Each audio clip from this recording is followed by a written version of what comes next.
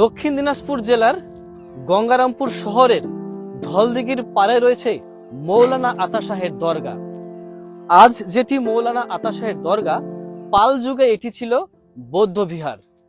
এই বৌদ্ধ বিহারটিকে সামান্য পরিবর্তন সাধন করে তুর্কি বিজয়ের পর ইখতিয়ার উদ্দিন মোহাম্মদ বিন বখতিয়ার খিলজি এটিকে মসজিদে রূপান্তরিত করেন।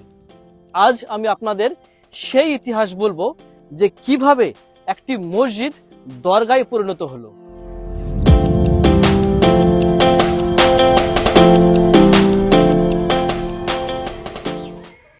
ধলদিঘির এই উত্তর পাড়েই পাল যুগের বিখ্যাত দেবকোট মহাবিহার অবস্থিত ছিল। লামা তারানাথের মতে পাল রাজা ধর্মপাল এই বৌদ্ধ বিহারটি নির্মাণ করেছিলেন।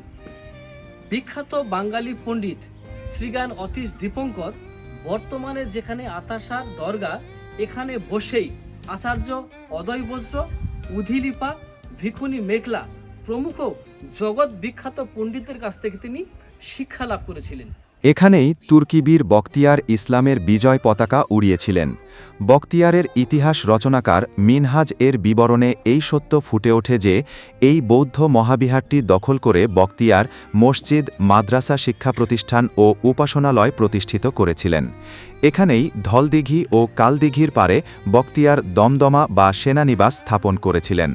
লখনৌতির সুলতান রুকুন উদ্দিন কাইকাউসের সময় ৬৯০ হতে ৬৯৮ হিজরি বর্ষ সাধক মাওলানা আতা শাহ ইসলাম ধর্ম প্রচার ও আরবি ফার্সি ভাষা শিক্ষাদানের উদ্দেশ্যে দেওকোটে এসেছিলেন। এই মসজিদটিকে কেন্দ্র করে সাধক আতা শাহের তত্ত্বাবধানে একটি ধর্মীয় প্রতিষ্ঠান সুপরিকল্পিতভাবে ধলদিঘির উত্তর পাড়ে গড়ে উঠেছিল। এই মাজারটিতে বেশ কয়েকটি শিলালিপি আছে।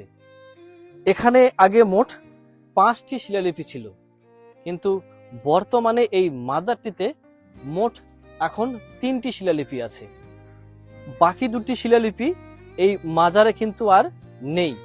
এই 2টি শিলালিপি বর্তমানে বাংলাদেশের দিনাজপুর জেলার বরেন্দ্র রিসার্চ মিউজিয়ামে রয়েছে।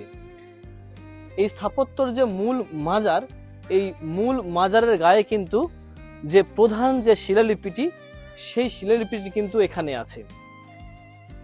সম্ভবত এই শিলালিপিটি সব থেকে পুরাতন এবং সব থেকে প্রাচীন।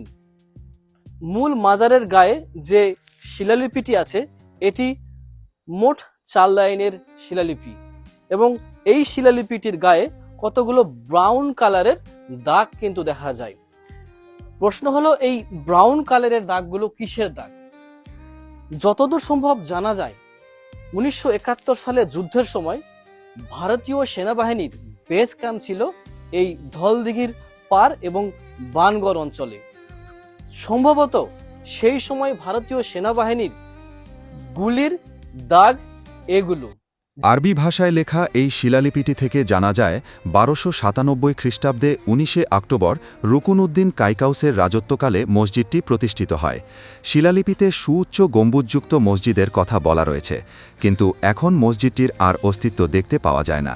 আসলে সময়ের সাথে সাথে মসজিদটি ধ্বংস হওয়ার পরে এই শিলালিপিটি মসজিদ থেকে তুলে নিয়ে এসে এই দরগার দেওয়ালে বসিয়ে দেওয়া হয়েছে। এরপরে পরবর্তী যে শিলালিপিটি, 2 নম্বর শিলালিপিটি, সেই 2 নম্বর শিলালিপিটি কিন্তু মাজারে ঢোকার ঠিক আগের এখানে আছে। এই মাজারের এটি হচ্ছে দ্বিতীয় বৃহত্তম শিলালিপি।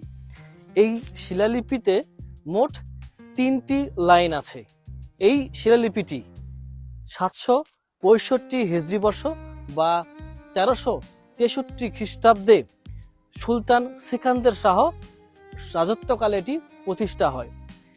এই শিলালিপিতে আরবি ও ফার্সি ভাষা ব্যবহার করা হয়েছে।